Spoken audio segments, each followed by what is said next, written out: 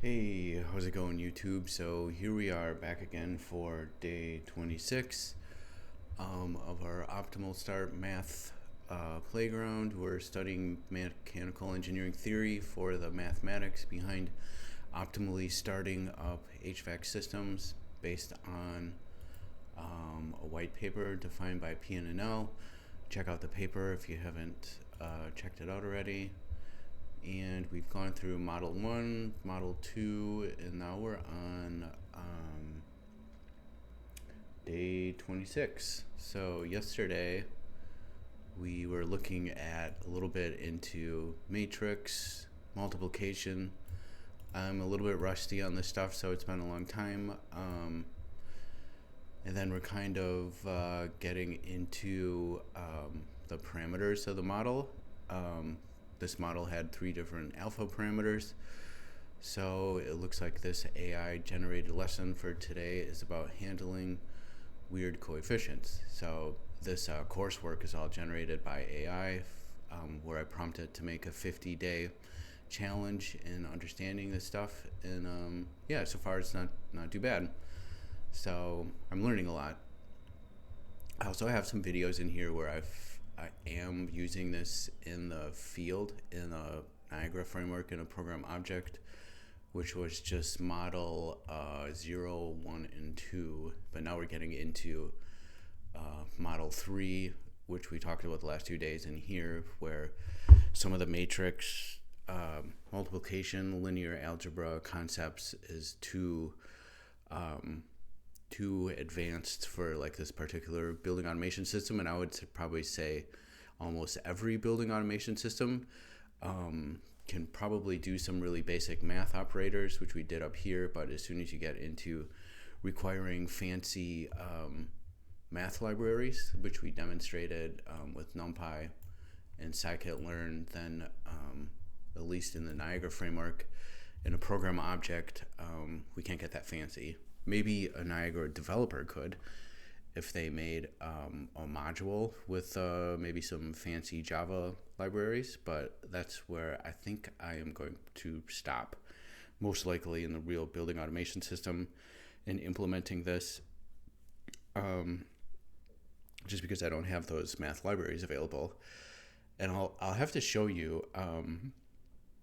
I have been running this in the field, and then I demonstrated using the block actually is predicting model 0, 1, and 2, and it appears to be working, but I just want to maybe give it a couple more days just to make sure. So like basically the model with the best squared error, average squared error, the block will use. So it should be kind of cool. I'm excited to see how this works in the long run. Okay, let's just do this. Day 26, handling weird coefficients. The goal is to deal with negative or nonsensical regression parameters. Regression can sometimes yield negative coefficients, alpha, I think this was alpha b or whatever, it's just alpha parameters. So suggesting that colder climates makes warm up faster, which is false. Colder climates usually take much longer time in minutes to warm up a zone. Such results may be caused by limited data or multicollinearity. So multicollinearity, I think from a high level, is where data is highly correlated when they're trying to fit the model. I know it's usually when you do I'm not an expert in statistics, but I know enough to be dangerous, that anytime multicollinearity is flagged, that's usually a problem. I found like a snip online from Geeks for Geeks website, just describing this a little bit, but like when data is not correlated, maybe like when our regression is getting fit, hopefully the data looks like this. If it's highly correlated, where one parameter easily predicts the other, then there could be a problem. So I think this tutorial is getting into detail with like when the model is fit, to kind of clamp high and low values. Sometimes like having highly correlated data is good if it's just like a simple regression. In the HVAC industry, some analysts that specialize in energy efficiency measurement and verification, if they're plotting, if they're trying to do a savings regression based on natural gas, like a building's fuel use of years worth of natural gas, and outside air temperature, like one would expect like a highly correlated, those are really easy regression models to make, because as the outside air temperature gets colder, the building has a nice linear typical fit for natural gas usage, very strong R squared values, so that's the use case where you would expect highly correlated values. And then, this is more like if you're trying to fit electrical energy to outside air temperature, it's all over the place because it's kind of a harder model to fit. So here they're saying that we are handling weird coefficients if we run into multicollinearity in these kind of models where we're trying to calculate minutes to start up the building. In practice, you choose to clamp these coefficients to 0 or apply domain knowledge to prevent nonsensical behavior. So if your model starts outputting weird, something you wouldn't see. I also clamp, which is Tritium's optimal start block built into Workbench. There's usually like a maximum amount of minutes that the model can predict to allow the HVAC system to start. It's just like if the model starts predicting 10 hours of runtime or something like really nonsense, I'm just defaulting to 75 minutes as my maximum allowable runtime. Okay, so apply these concepts to the formula algorithm provided. Here's our mini lesson. It doesn't hardly look like, I don't even know if this is worth running. But why might a regression algorithm produce negative B alpha 3B? I can't remember what this one was. I think this one was like a tuning parameter for outside air temperature. Describe 2 strategies for handling unrealistic coefficients, which we just talked about.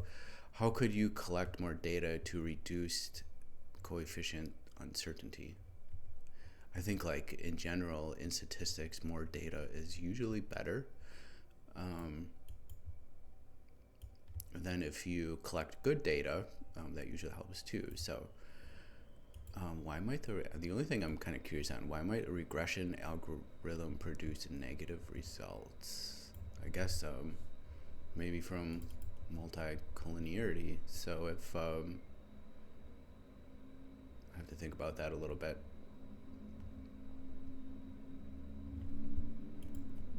Let's look back on some of these parameters. I don't know if I'm going to spend too much time on here. So what, day 23, the PNNL expresses model 3 as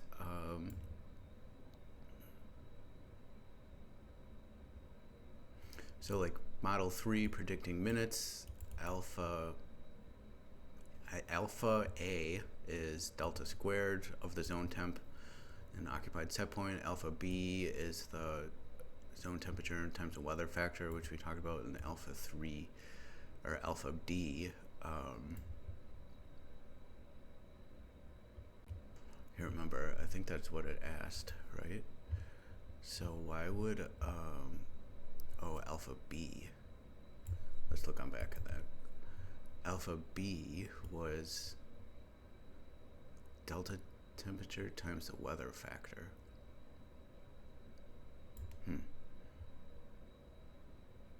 Maybe it would be something where the weather factor is actually screwing up that calculation, like if you're getting a bad ratio. I don't know. But it makes sense if you get like a strong, or if you get like, to build some kind of error correction into that, that you would just not want it to, like you're clamping it. Anyways, let's go to day 28, and I think this might be, yeah, okay, so day 27 is actually the, okay, so here we go. So day 27, so maybe we can even knock out a couple days here. So if I copy this, let's copy this one.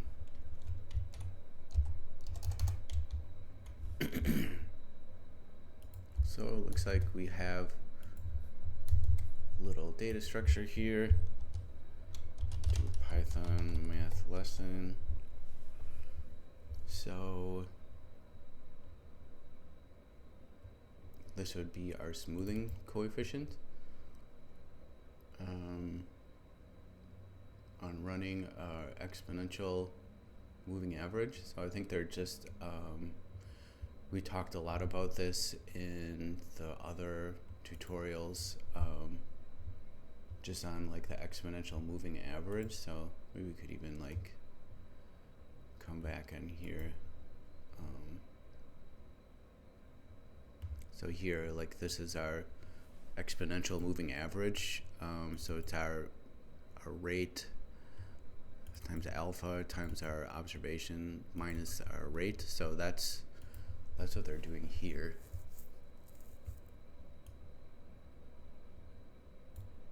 So if we were like solving for this PNNL Model 3, where we have alpha B, or alpha A, alpha B, alpha D, and we would update these parameters through an exponential moving average. So I think this is just to demonstrate. So like every time that we run our optimal start and we collect more data, and then we collect new data, how we update basically our equations is through this, through an exponential moving average, and it's just showed like what that looked like, what these components could look like. Use 0.01 and the same observation. How does it differ? No, wait, sorry, this is the wrong lesson. Okay, so where were we? So we're here in day 27. What happens if you update coefficients after every single day versus 10 days? So if we updated it every single day, we would have slightly different math equation, and we'd be modeling different data. Our minutes calculation could be drastically different. Suggest a method for detecting overfitting in Model 3. Oof, that might be kind of a hard one. I'm almost tempted to ask AI about that. Could you assign different values for alpha A, alpha B, alpha D? Why or why not? Maybe we could ask AI about this one. Alright, so I'm just going to start out with a fresh version of Model 3. Give it the README.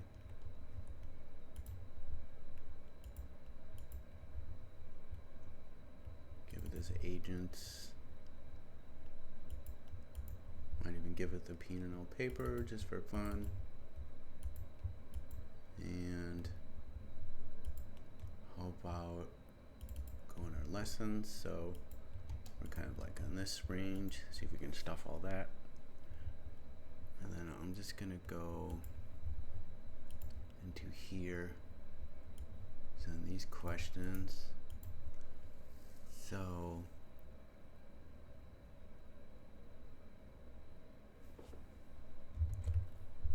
oops. Let's say help me with questions on day 27. What happens if you update the coefficients? I'm just going to say that would change the minutes the model predicts.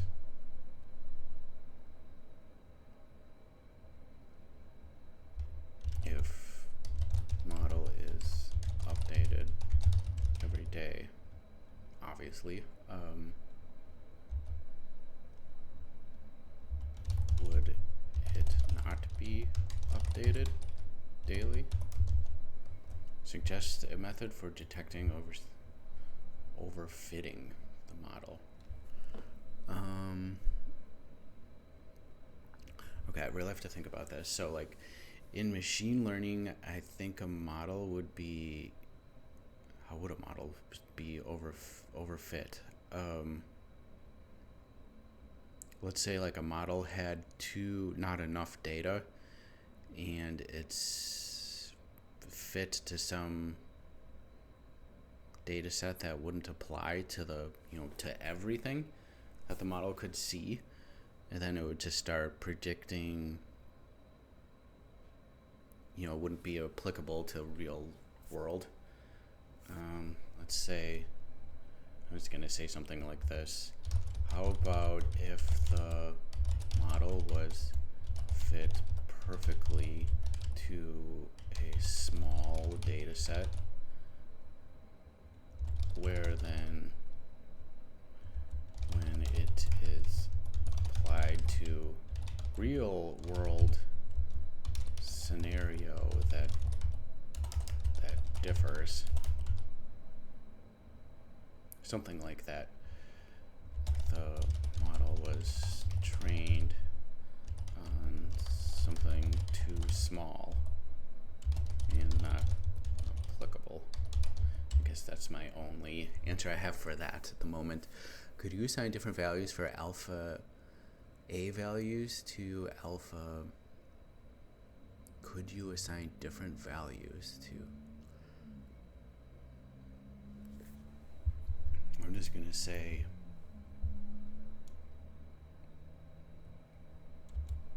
yes, they have to be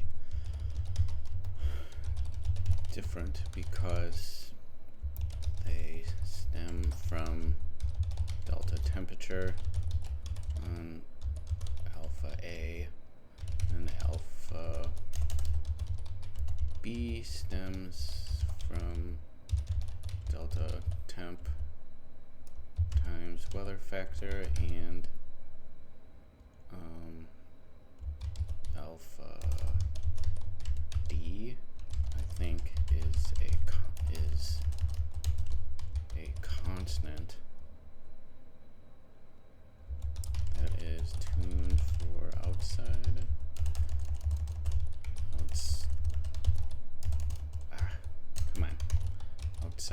air temperature. So let's see what this has to say. Good old friend ChatGPT. So well, that thinks. I'm just going to jump ahead and look at the week 4 in review. Model 3 is more accurate on average than Model 1, but requires more computation. Like we talked about, fancier libraries, more data, and careful tuning. In many scenarios, in many cases, the simpler quadratic model performs nearly as well. So that's what they stated in the paper. Model 3 had the best performance overall, but not by much. And especially when it came to zones that aren't affected by the outside air temperature influence very much, that Model 1 is almost preferred. But if there's zones that, like exterior zones in the building, Model 3 was almost better. Use this review to decide when extra effort of multiple regression is justified. So, yeah, maybe we could just do this one too real quick. Yeah, Model 1, we did that already, like way up here, and that's one that I am running in the field in Niagara Program Object, where it's just pretty simple math operators. Not a lot of data is required. No linear algebra or matrix algebra is required for this.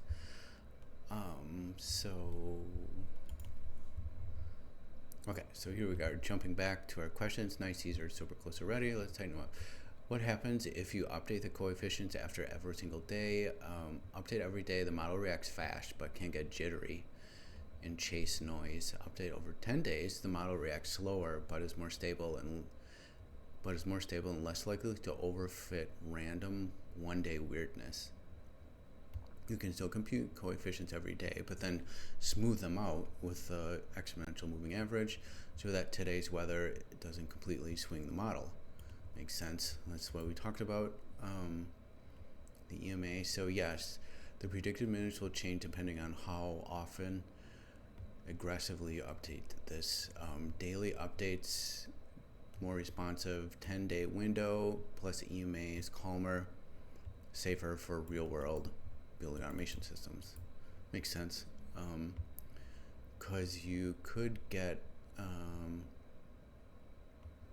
like weirdness, one random weird day, especially where I live in the United States. The weather can be pretty drastic swings. Like I've seen it in extreme scenarios where it could be 10 below 0 Fahrenheit, and then the next day in a 30 or 40 degrees Fahrenheit. So like 40 degree swings. This might get kind of extreme. It does happen. So maybe this exponential moving average could actually help with that. Suggest a method to detect overfitting Model 3. Your intuition is right. Perfect on a tiny data set, but bad with real life. This is exactly overfitting. One simple technician-friendly method. Split the days into two groups. Training, overfitting. Sounds like machine learning. Fit the Model 3 using only training days. On the check days, compute the same errors the PNNL paper uses. So time error. So this is actually what we're doing too in the field. And then also a temp error.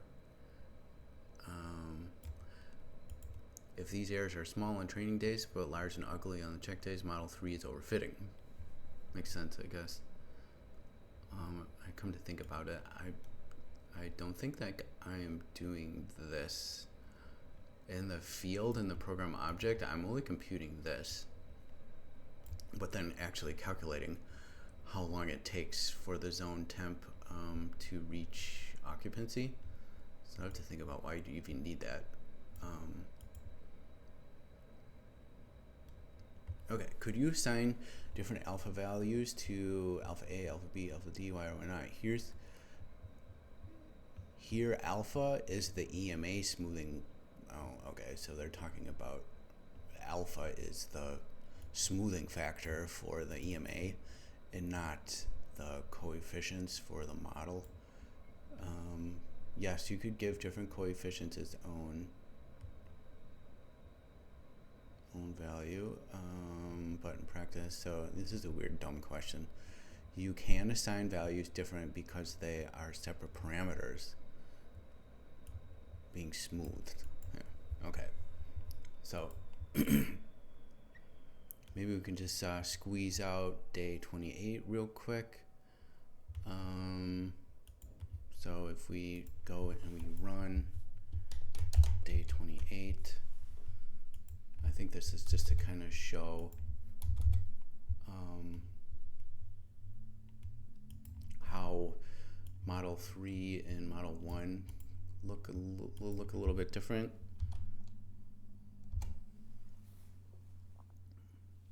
And this is kind of like what I actually do see, like when I'm looking at the real building automation system, that one model is predicting 40 minutes and the other model is predicting something like that. So these are actually kind of reasonable numbers.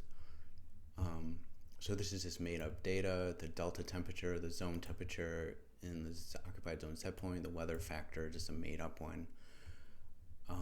So model 1 has just two parameters, alpha 1, alpha b, and this is giving us two made up ones. And then this is like our regression equation for the quadratic model. So this is where our zone temperature, our zone temp delta temperature gets squared. And then we multiply it by our regression parameters, or we just run our equation here, compute minutes, and then this would be our model 3, where we have the alpha A, alpha B, alpha D, and this is kind of giving us some fake numbers here, and then this is our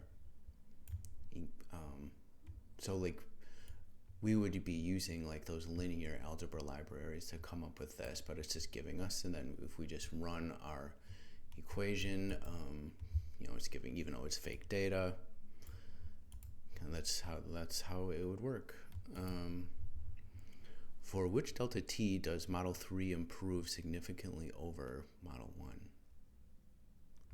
For which delta t does model 3 improve significantly over model 1?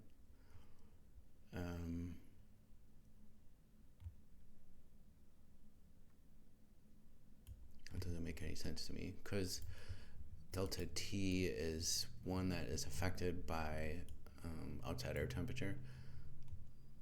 So I'm just going to say this on, which I think I uploaded, day 28. So I'm going to say on day 28,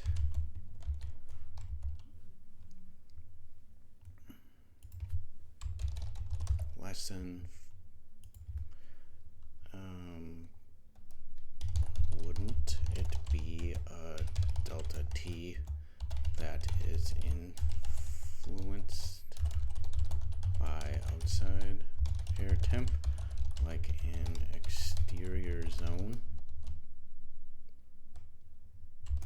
where then you may choose to use model 3? I don't understand the question. Seems odd. What additional sensors are required for model 3? So that's out temp.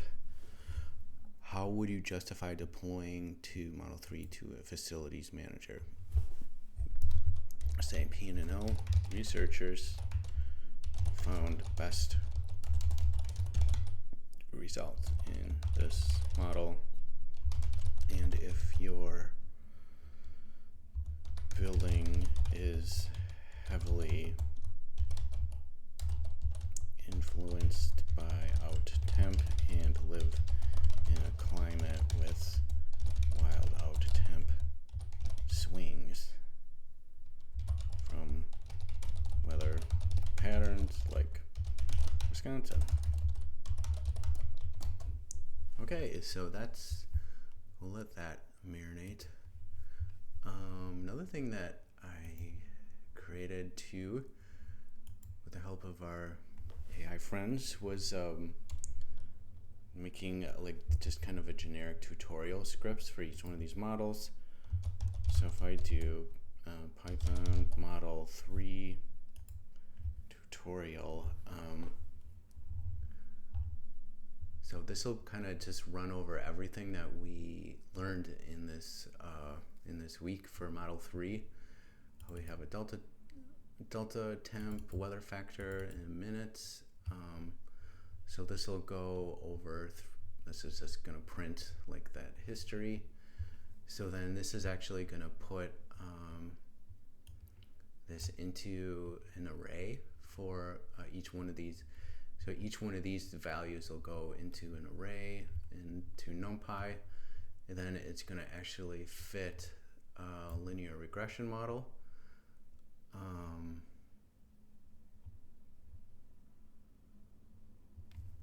Cool, this is neat. So then it's going to fit our parameters, and then we're actually going to use the model to predict.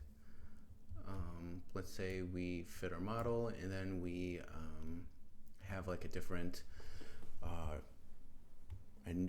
morning where we need to condition our zone again, and today we're 4 degrees off from set point, and our weather factor is 0.5, and then we can use our historical data to predict. And then here's also some visualization. So let's just see what this does.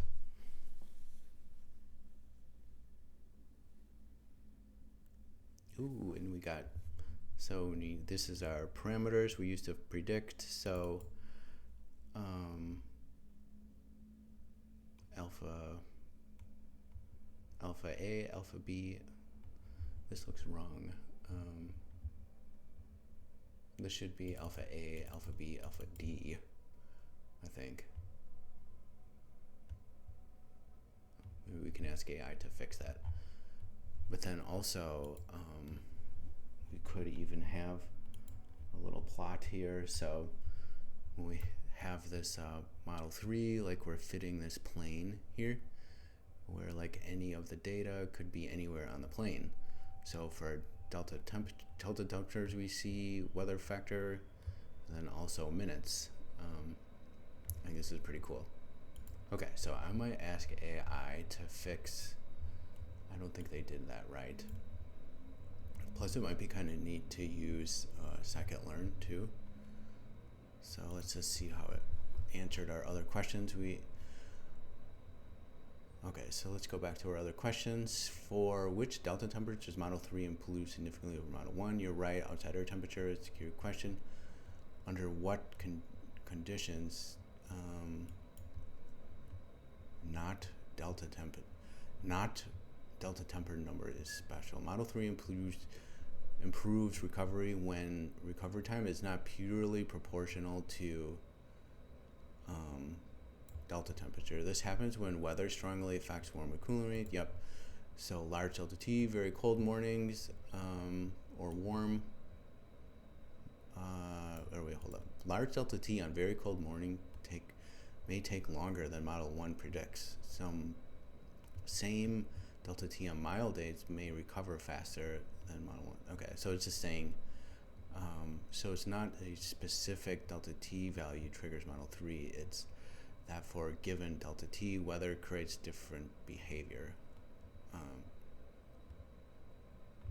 Model 3 shows meaningful improvement over Model 1 when recovery depends on outside air temperature. So that's what we talked about. That's what the paper talks about. Model 1 predicts fine, quadratic regression when delta temperature alone explains recovery time. Model 3 then adds the weather complexity. What additional sensors are required to implement Model 3? So we named it. It's the outside air temperature. How justify? So your instinct is right. Risk, comfort, energy. So Model 3 predicts accuracy when the weather has strong impact on the building. So same thing we talked about. Model 1, delta T only, and delta T plus weather influence. Usually what I see in buildings is like there's like a mixture of zones. So I think I can even show this to you, like see if I can even find this.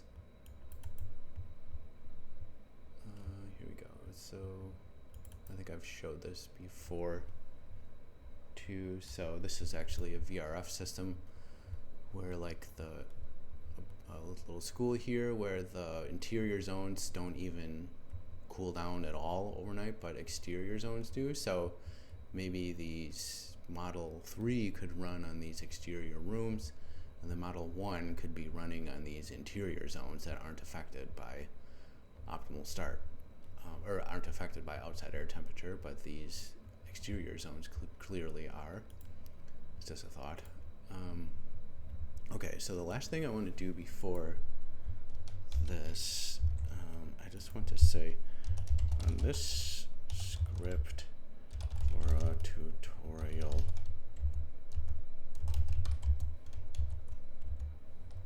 I just want to say like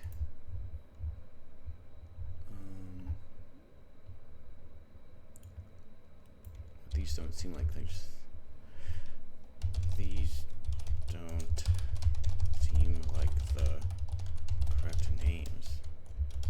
So can scikit learn be used instead to fit and predict? I think that's what people would actually use. Like if we were actually running this in the in like a real application, you'd probably use scikit-learn and not purely just numpy. So I could actually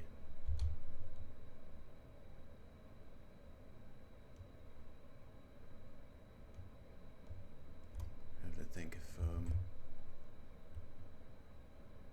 okay, so we renamed.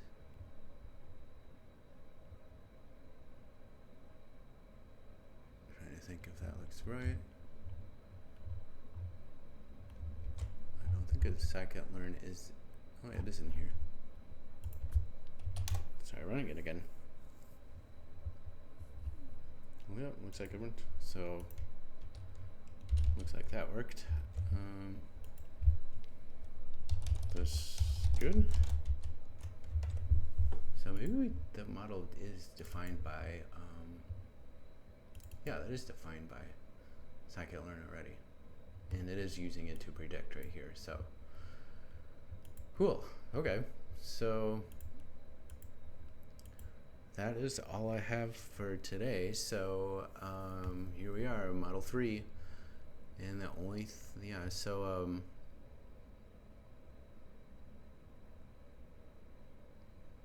I'll update this for the GitHub repo, and then we can jump into getting into Model 4, and then playing around with machine learning as soon as we get up here. So yeah, thanks for following along, guys. If you made it this far, have a good one.